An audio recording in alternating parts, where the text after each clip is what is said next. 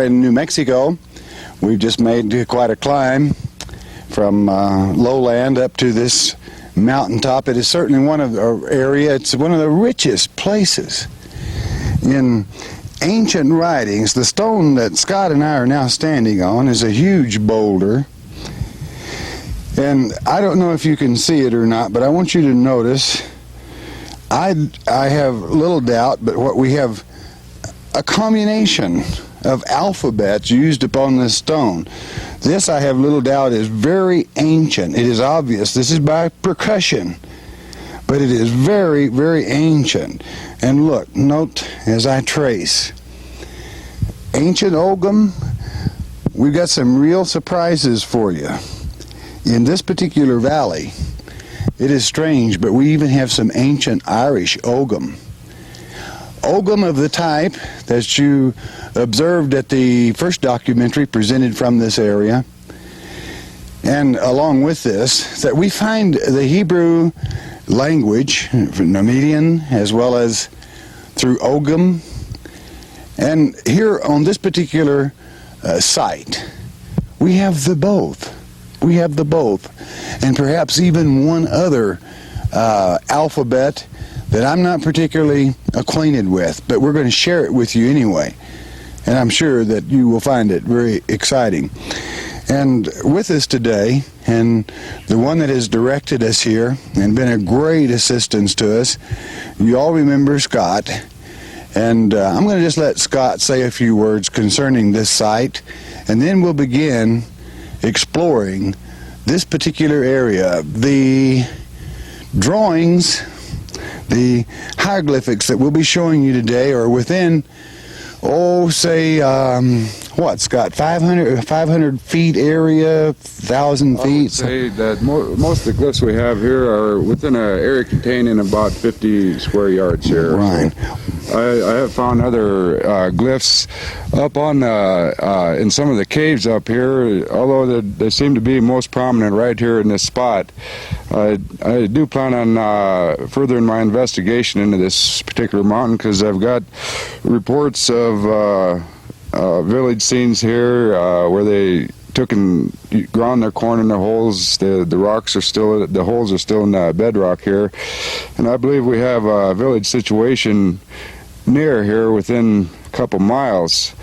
The way I found this spot, I had to do a lot of research on it to come to this, to get to this little valley here, because it is a protected area by the federal government, and the only way to protect it is not to let the general public know the location of it. I believe that's one of this place is real remote and out of the way, and I think that's one of the reasons why we haven't had, so far I haven't found any vandalism here.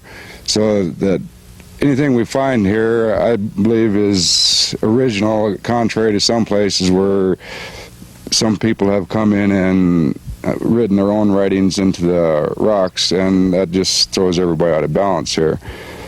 We're working on a scheme to protect these places, and right now in Albuquerque we've got some protected, and we're going to join forces with them, and we're going to try to protect the whole Rio Grande Valley here. There's petroglyph sites like this throughout the Rio Grande Valley, Members Valley, and whatnot, and people are welcome to come and look at them, but all we ask is that location not be disclosed to the general public, such as in newspapers and things. So we're keeping the site.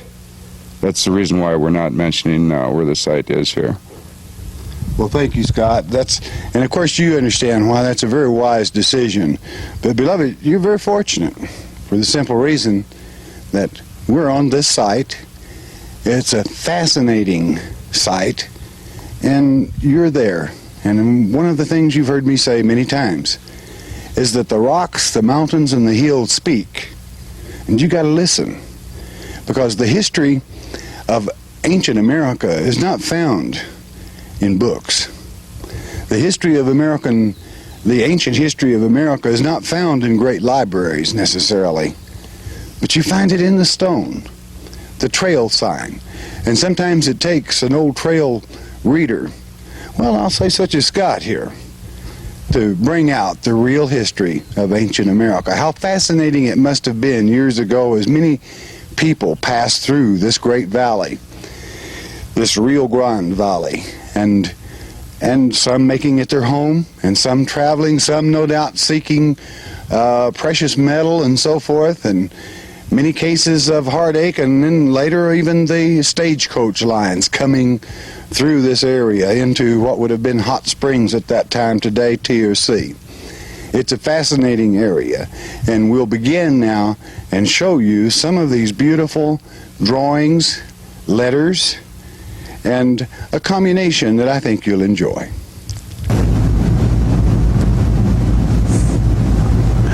All right, here we return to Gravit. I want to introduce you to a very eloquent park ranger that taught us there in Truth or Consequences, New Mexico, in the Elephant Butte Park, that people had dated back as long as 11,000 years ago coming through this valley. So I want you to expand your minds as we go into this documentary on things that are sometimes difficult to understand, but it's good to meditate on these things, the past, the present. Our Father, who's the same yesterday, today, and he'll be the same tomorrow. Well, people basically remain the same.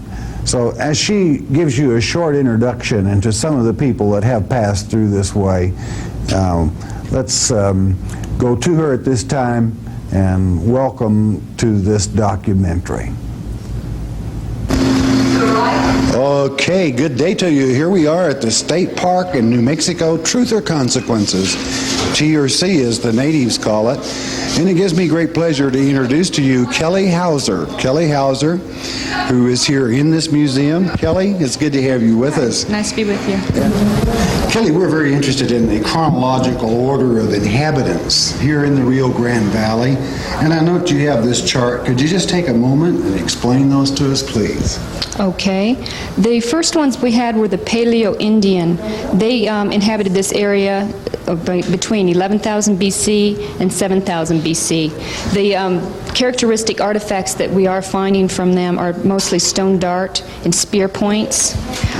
It's really unknown on what kind of housing or anything that they did have, but they were believed to be mostly hunting and gathering for their living. The next one would be the Archaic, and that was from 7,000 BC to 200 AD. And again, a lot of the artifacts were stone dart points. And again, in this area, their architecture is unknown, but they were believed to sustain themselves with hunting and gathering. Also, we had the early pit house, and that was between 200 and 750 AD. Their artifacts are mostly plain brownware. They lived in pit houses, which are round, and they have earth-roofed little dugouts that they make. And they, again, had hunting and gathering, and they started doing farming. The next one we would have would be the late pit house. That was from 750 to 1000 AD. They had boldface, black on white pottery, which I believe we do have some pictures on down here. They also lived in pit houses. Some of theirs, they got more to square instead of the round. And they, again, were hunting, gathering, and farming. I see. We then got into the Mimbres, and that was from 1000 to 1150, and maybe a little longer than that. They had the classic Mimbres black on white pottery that I guess is pretty common. A lot has been found. Their architecture was more stone pueblos. They got a little fancier, I guess. And they were increased more, they relied more on farming and stuff than the hunting.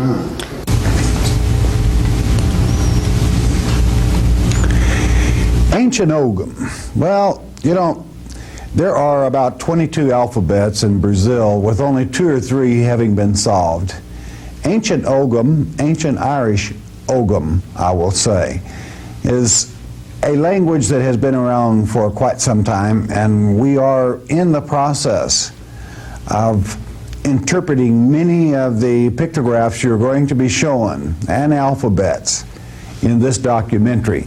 Within a 50-yard circle, there were about 60 pictographs.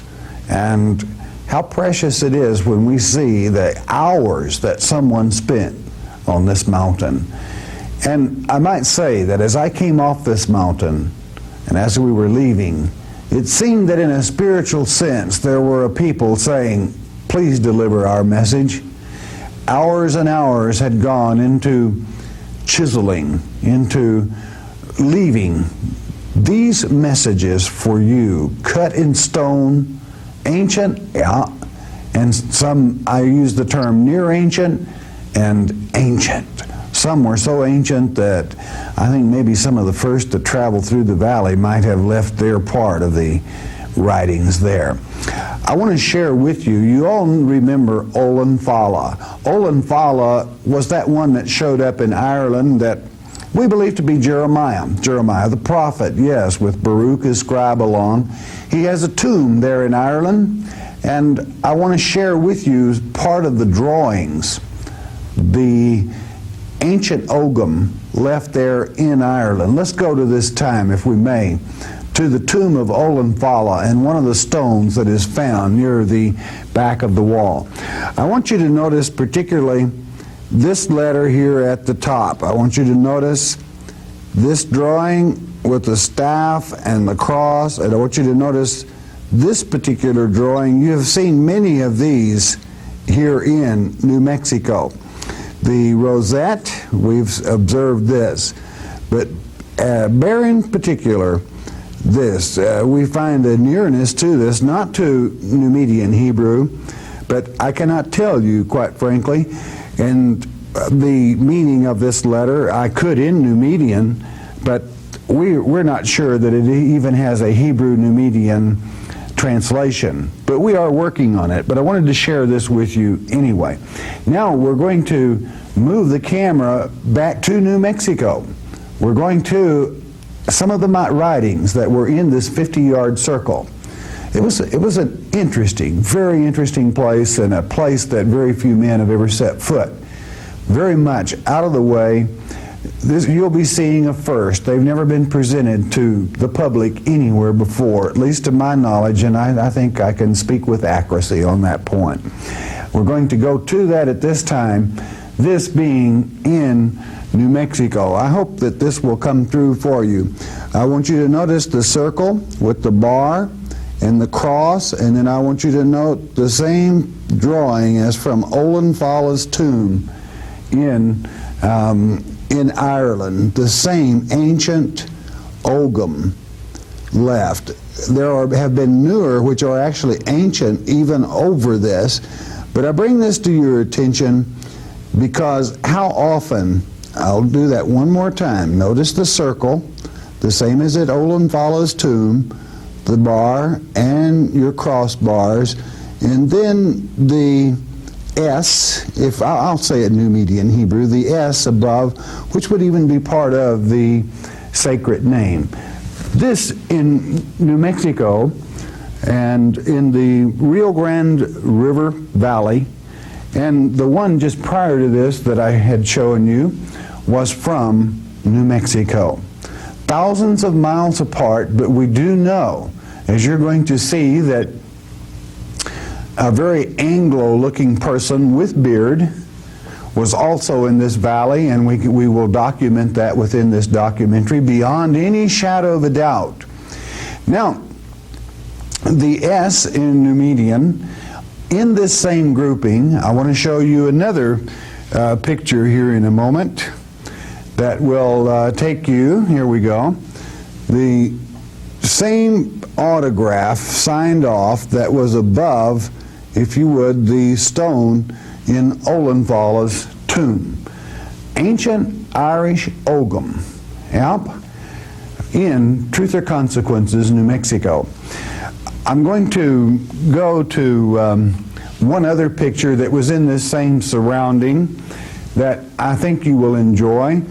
Numidian Hebrew. This is going to be very difficult for you to pick up because it is ancient. 2 bars and your Numidian Hebrew.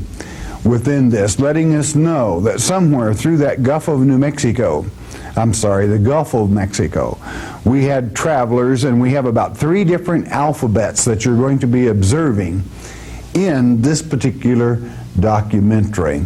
I wish I could say that I could translate every word of it for you. And I would say this, that anyone seeing this documentary that happens to have expertise within this, and I do mean expertise, that has a background, then touch base, because we're working on this at this time, and I know that this will produce many rewards of knowledge, of the migrations of, yes, the Hebrew alphabet, it's found here. Ancient Ogham, well, the Celts, you bet. Up the Rio Grande River in New Mexico, present day New Mexico. I'll tell you, I have fallen in love with the search of finding rocks that speak, that cry out for the message to be delivered. I trust and I hope that you will enjoy this documentary, and what a pleasure it was to the crew again in this great location. I know you're going to enjoy it. Just sit back and let's go into these between 50 and 60 drawings you'll be showing in this documentary. Mother Nature works in our favor many times.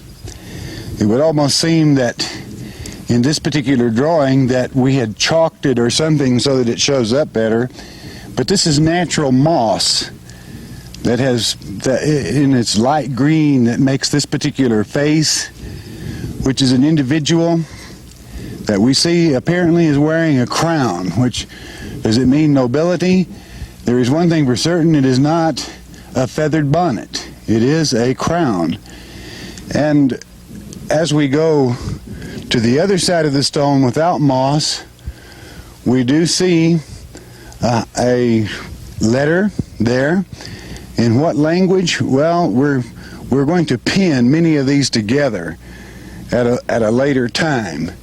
And in replaying this particular documentary, you'll be able to learn a great deal from the various drawings that would not have been clear perhaps even at this time as you assemble them, put them together.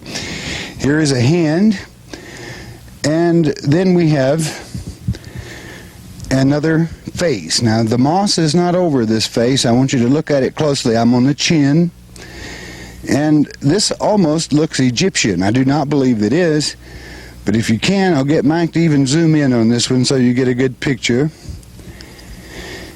And here we have what could be another hand and yet another hand. It is amazing as we see the story that is told on the rocks here in this valley. This stone on which we're now standing has hieroglyphs all over this particular side. There is the drawing here, and we'll move in on it as we change locations, and I suppose we should do that right now, and we will go further. We'll be covering many drawings today, and again, as forestated, all in a very small area. We are at an advantage for distance, for sight, and we are in a perfect line of sight with the stones that you observed in the last documentary. It is amazing as this is all pieced together, and when the picture does come together and we see the various peoples that have traveled through this great valley. Water is life, especially in a desert, wilderness land. And the water of the Rio Grande certainly supported much life up and through this great state of New Mexico, Texas, and so forth. We're starting here on a boulder that is indeed some of the most ancient writings. The reason I judge that, and I will not mention a date because certainly some of them have almost disappeared from the surface, most by percussion, I believe, if not all. Let's start here with a sunburst, a beautiful sunburst. Rays a little longer than you might see on some, and perhaps even weeping to a degree, meaning the person that accomplished this no doubt was very emotional. Here we have a letter in ancient stone, and I don't know if you can see this. This is the root branch, and then we have Ogum, perhaps, crossing. We will investigate this further and give you a further report upon it. And as you can see, some of these writings are so ancient that it's obvious, such as this one, that years later someone come along and even it is ancient.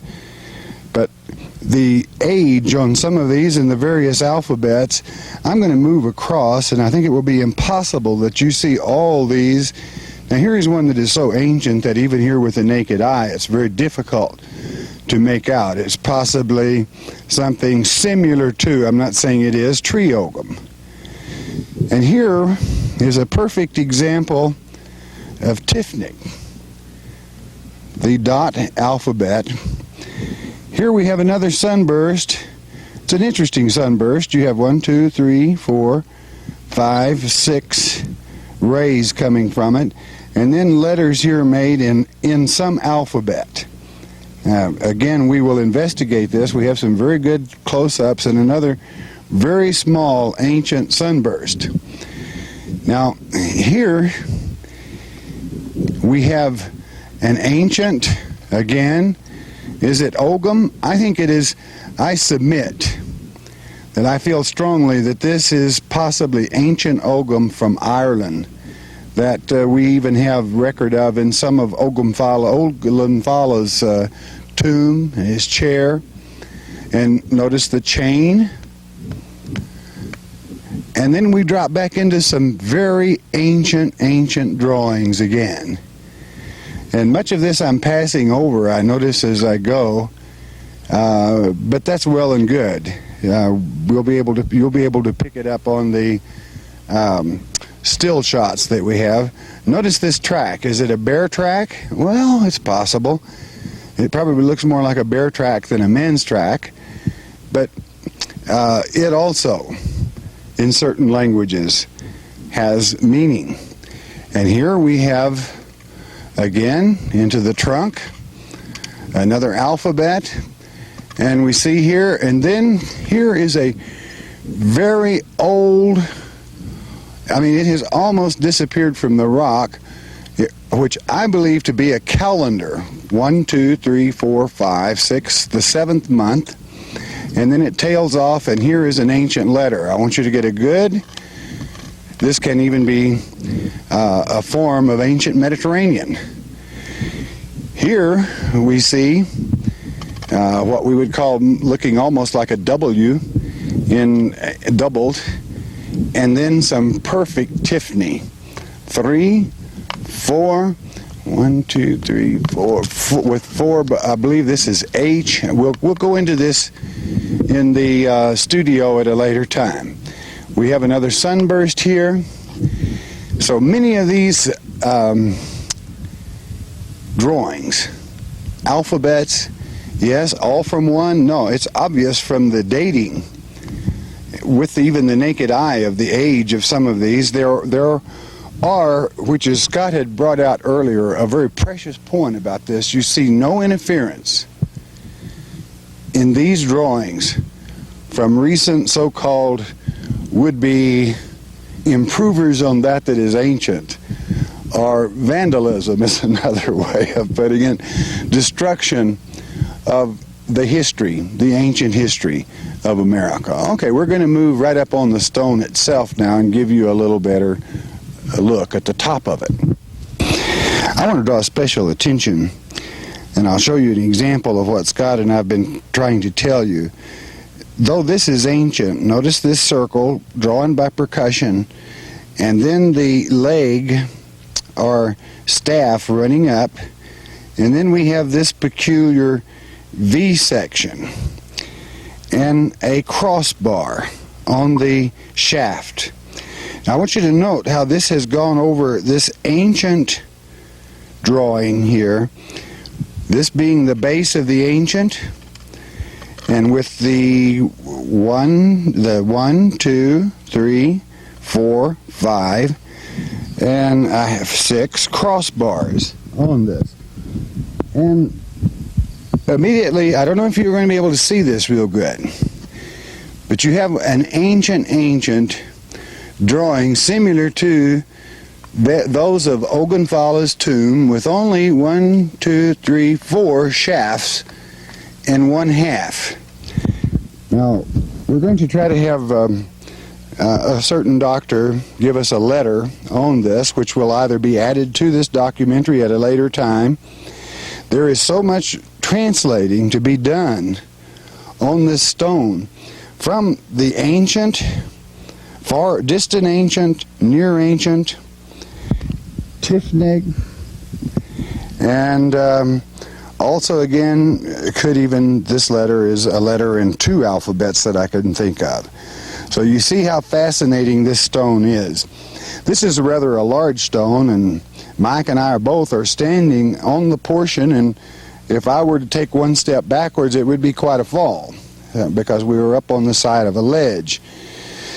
The shooting is a little difficult, so bear with us as we begin to show you the remainder of the stone.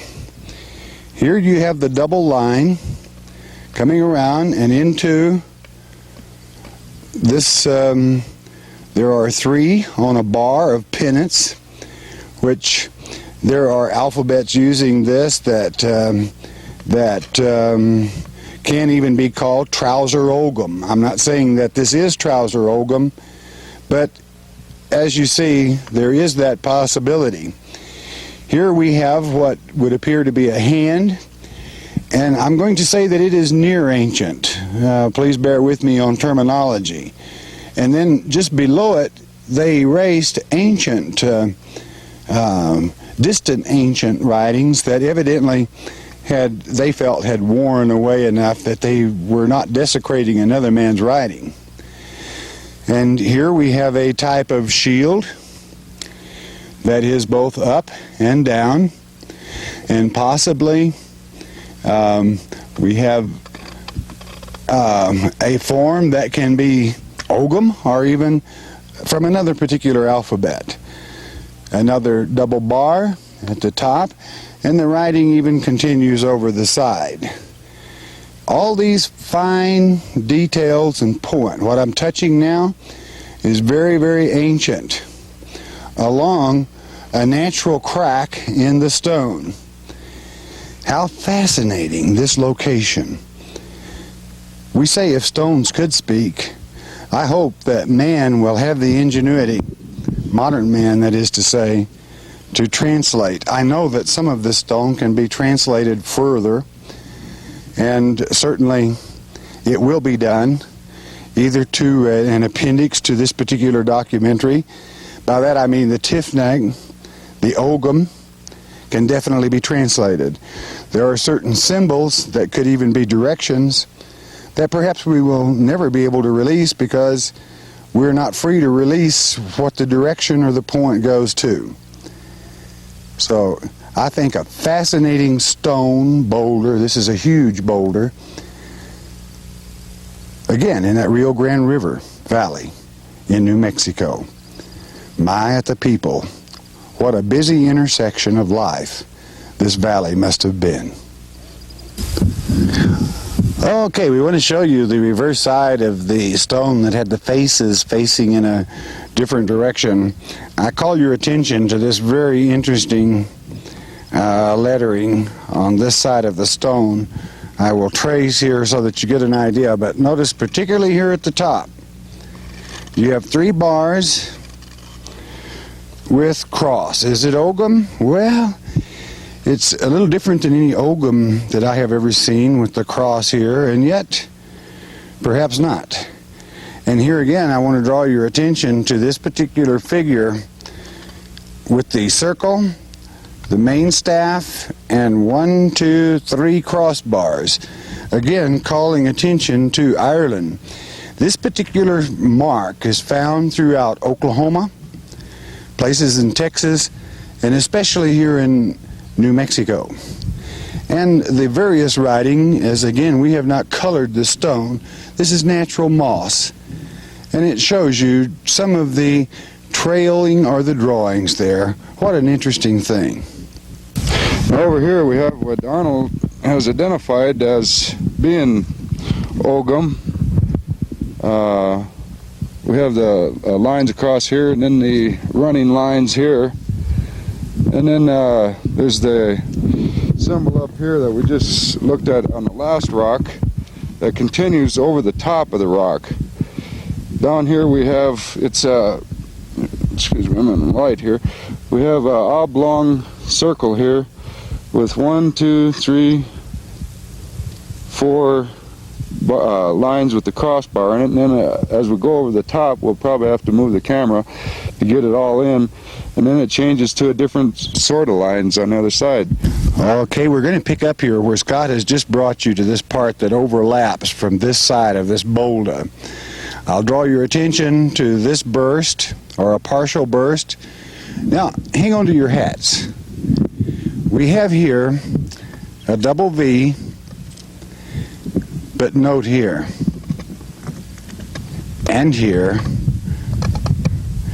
this is known by some as a Christian cross through, or it has been identified in other works as this. Is it? Well, I'm not sure that I would go along with that, but notice the I would even say Druid type. But then here we have a burst at the top of the stone. Again, I would call your attention to ancient Irish Ogum. It seems to pop up occasionally in these stones. What you're looking at here is very, very ancient. Now, watch these alphabets carefully. I'm going to lay this pointer down. Again, we have the circle, oblong circle, with a bar, double staffed. We have one without the circle, 1, 2, 3, 4, and 5 staffs. We have here a square, 1 bar, and we have 3 crossbars, not including these at the top. And again, as Scott has mentioned, and I have, here's your chain again. Is this an alphabet, a different distance of measurements? I have known in certain Spanish writings where this would be certain mountain peaks. I hesitate to say that that's what this particular one is.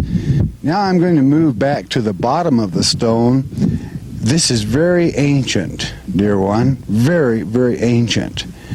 Again, very akin to what you will see in Olenfala's tomb. Olenfala, as many of you know, many believe that he was Jeremiah, that took the daughters of Zedekiah from the Middle East to Great Britain, fulfilling the prophecy that is written, I shall overturn. I shall crop off tender boughs and replace them. We see a crossbar, 1, 2, 3, 4 here. Now note. And then we see what a sunburst, and I want you to think ancient Irish Ogum again. I want you to think ancient Irish Ogum. This is so faint, and this has been incorporated into this, that the circle comes on around. Here is your inner circle with 1, 2, 3, 4, 5, 6, 7, 8 legs out to the outside of that particular circle. When you see this and this, along with this particular stone here, you've got to think ancient Irish Ogum again. And I don't want to make it sound as though I'm forcing a case. You know, you don't have to force a case when you have so many perfect drawings and the fact that they are ancient. And that you've heard the saying in this day and time, ratchet jaw. If I were a ratchet jaw, you know, as a person that talks too much, if there was ever one place where they tried to do a lot of talking, from that age to this, to you, it is this particular site.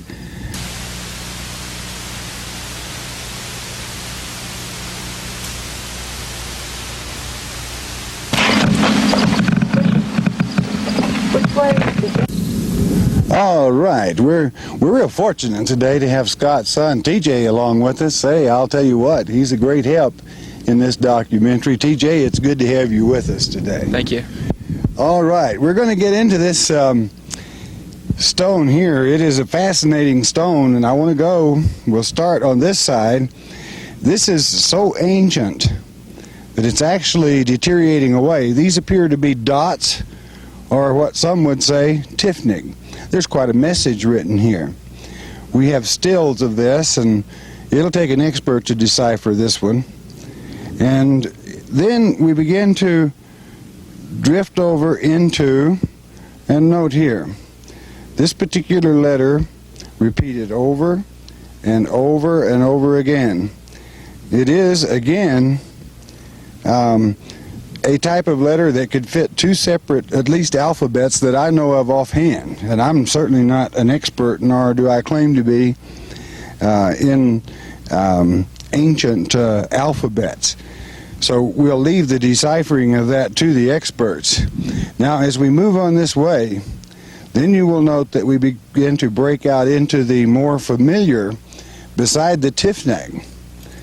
Okay, again, we have an inner circle, a center circle, an outer circle, one staff running in this direction, a bar running here, and 1, 2, 3, 4, 5 legs.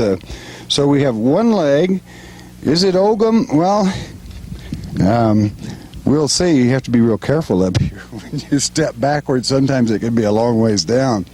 And I want to make a little room here so that you can see. Note here, again, a familiar marking. And then again, this is very ancient. Probably done at the same time as this. And as you can see, they are so ancient, they are actually beginning to melt away. There is no doubt in my mind, and I'm making a guess, a guesstimate, let's put it that way, or would you allow me even an educated guess? By some of the things I know that are included in these drawings, we're talking about 400 or 500 BC. Think about it. The alphabets match. The message basically matches. We're talking about 400 years before Christ. How ancient these markings are, and what a precious spot it is. So, again, one of the many other stones on this site, and I must say, I think, in all the documentaries we've ever made, that this site, I just stand in awe as I see the writings. And even as we stand here with scouts that are branching out, searching the area, there has been, which he'll be sharing with you later, we have an Indian village. He has found 2 artifacts, perhaps he'll give us a look at when he returns back down. You saw him a few moments ago, high on the peak. But things come together as the crew here in New Mexico continues to scout. Scouting for you, bringing forth and recording history. History that has been history for many, many years. Again, a guesstimate, I'm going to play it safe and say 400 to 500 BC. The rocks speak. And I'm real glad that you all are here, that you get to enjoy this, and that we have a platform whereby we can share these things with you. TJ, thanks for being along today, son. You've been great help, and he's a fine young man, and I know Scott's real proud of him. And we'll continue on then to the next stone. Here we have one of the most fascinating things in all of the Americas that I have searched with this site that Scott has located here. I find a drawing, whatever you wish to call it, and we'll analyze it a little closer, and you'll see there's a great deal more to it perhaps than at first glance. Were the Vikings in America? Well, it's obvious that this man has a beard, that he has a sharp nose feature, that he is from the North Country. Note the headdress. We have horns, and I think this will help a great deal in identifying it. Difficult to pick up. You have maybe an inch or 2 drop and then a circle here on the end from the tip of that horn. And watch closely. The beard and the facial lines with this bar, which is the mouth, gives you a form. Could it be ancient Ogham? And how about this? And Here we have what is very possibly a roadrunner. I want you to see the head of the bird, the 2 feet, and you know when people travel, have you ever driven down the highways recently and heard someone on a CB say, hey, this is the roadrunner? People that travel like to call themselves roadrunners, all right? So just a thought, and perhaps a little bit of humor, but such a serious painting. Let's go to the second gentleman here. If you will make his, I wish to call attention to the eyes, okay, very specifically made. There would be some that would say, well, this could be an eye of Baal here. Well, I don't think so. I'm going to have to go against that because of the headdress of perhaps a priest. These could be, and probably are, horns, with the small horn outcropping on the sides, such as you will see on, a young buck, a deer horn. And so immediately some of you are going to say, well, then that must be Indian. It definitely is not, for the simple reason of the beards drawn into these people's faces, and the ogum included in the face, a message in the face. Note also that we have a headdress here. This is a perfect triangle. A headdress of what type? Well, we want to have some of the experts give us some opinions on this. What will their opinions be? Maybe much what any one of us would think or say. That it is a priest. Is it a Hebrew priest? Well, that is a possibility. I just suggest. And then note the face of this man. Not quite as sharp as this, however, this being a profile could account for that. But notice also the bar and what is possibly ogum in the very face of this man. There's so much that can be studied from this. And then we have a face further off to the left. Note this letter in this cheek, not in the other. Note the bar and the chin lines with the face. And then we have a small lettering. Let us say if this were the man's shoulder coming down, he's almost got an insignia on his shoulder. Is that what it is? Well, is this the sleeve arm here? Well, we don't know. We'll just have to analyze it closer. But there is one thing that I want to make perfectly clear. This is not, I repeat, this is not a fake. It is very obvious because of this site and the various languages that the dating that is found within this and the moss that covers, that this is a part of this site, which is right in the center of it, basically. And these people were here. It does not matter what your history books from a local library might say. The history books that are real America, these stones speak louder than those books do. And it is obvious that probably we have here one of the best documentations that the Vikings were even as well as up the Mississippi, that they came up the Rio Grande. Who were the Vikings? Many people go by the name Viking. There were Vikings from most all of Northern Europe. There were Vikings from Ireland. There were Vikings from Sweden, Norway, many places. Oftentimes they had a very rugged and hard reputation. But there's one thing you'll find about them. Always in history, when they were exposed to Christianity, as it's a well-written history even in your library books, they accepted that Christianity. Do not feel that I'm trying to turn all things to Christendom. I am not. But yet, I think that before one would call the Vikings a bunch of barbarians, they'd better study their history a little closer and understand that some perhaps so-called experts write and read a little too much into the one label, Viking, as it applied to so many different people. Well, you want to take another close look at it? There you have it. A profile with ogum making up the beard and the face, with the horns, with the long hair. And another headdress with horn, a Viking priest. Well, the Vikings, before they were even religious people, before they adopted to those that did Christianity, they there were two certain what was their god? Odin. Odin. That was their cry. Yes. Could he be a priest of Odin? Well, that's a possibility. Those things that we leave to your own decision, your own imagination. But the important part is this. I want to reiterate again. It is not a fake. I would stake my reputation upon that. It's very real. It's ancient. I would date it along with the drawings that you have heard me called near ancient. Not those distant ancient, but the near ancient, judging from the deterioration of the stone. We're going to be showing you a continuation of this on another side, and I'm going to have Scott explain to you the reaction that drawings can have on the stones over a period of years. Well, there you've got it. Take a long look. Probably one of the better proofs in the Americas today of the history of old, that America is not a new land. America is an old land, dating back way before the years that our Lord walked this earth.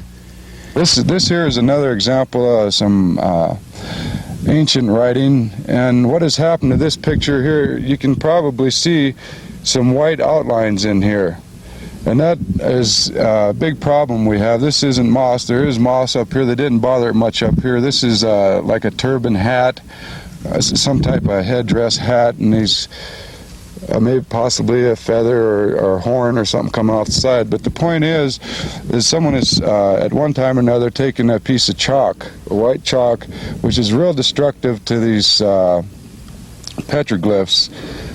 There's really no accepted way to bring these petroglyphs out better to look at them. The only really accepted way is to possibly pour water on them.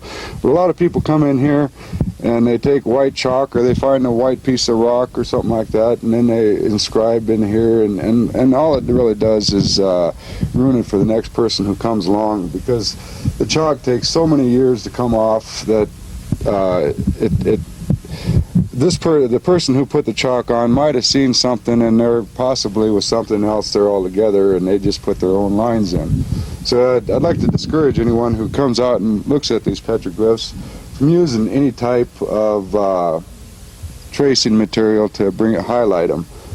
Okay, here we are again at another particular ancient drawing here. I want to point out, mostly because it is so faint, mostly I just want to point out here the different ways, how they look in different ages. As you've seen before, those were some of the not quite so ancient. This particular one here is very ancient, and you can tell because when these symbols were put in here, they were put in with a sharp pointed object, and you can barely make out where the points were still in there. From the rain, this being exposed to the rain and the wind and the weather here, has more or less worn the rock down. These here were quite deep when they were first put in here, and now it's worn down to where you can hardly make them out.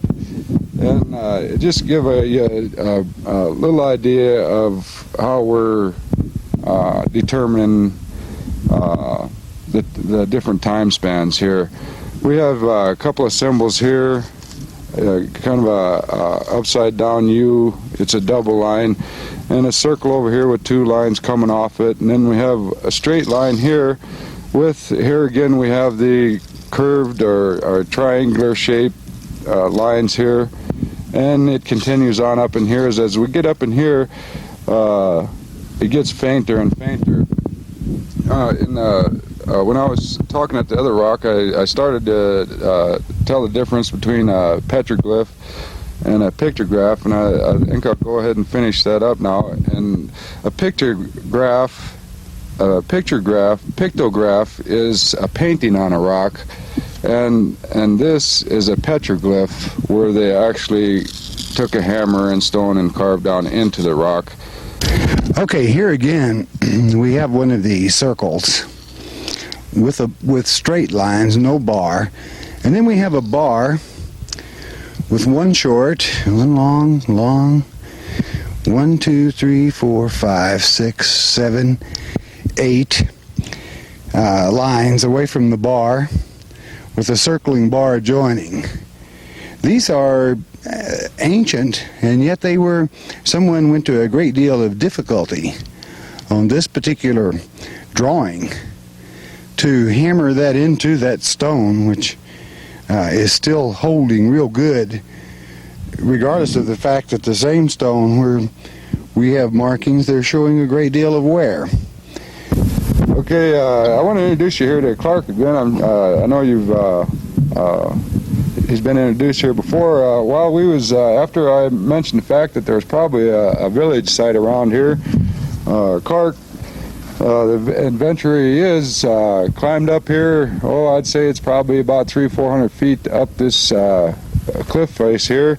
And while he was up there, he found some evidence that there possibly was a village up there. There's rock mounds and different things.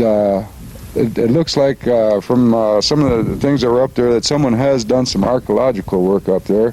And I'm just going to let Clark tell you what he found up there. Clark? Now, there was circles of rock that at one time had been stacked up, but then all fell down. You know, there's about 3 of them, pretty good sized circles, quite a few rock in them. So, well, here we are. We're kind of at the end of our quest here, and I just wanted to point out this one particular boulder here, and all the fabulous artwork that's done on it. It's such a huge boulder that I don't believe we can do it justice with a movie camera. I have come in here and made still shots of it that Arnold can use in his research. And we have a demon over here of some type. He's got real sharp teeth and the big eyeballs, and it's kind of different kind of petroglyph than what I'm used to seeing.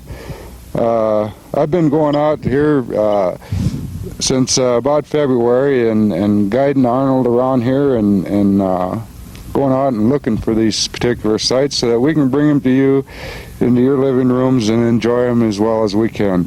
It's been a great pleasure working with Arnold and the crew, and I hope to continue on in this type of work as a guide and lead man in these documentaries. And I just want to thank you all for watching them, and it's been a great pleasure bringing them to you from down here in New Mexico.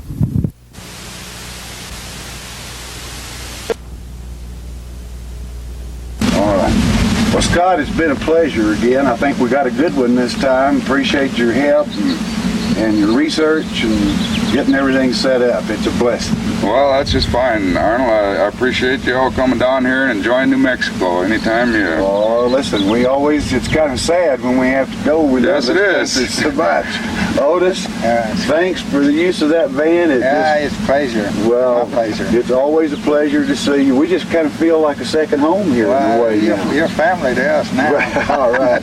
Clark, God bless you.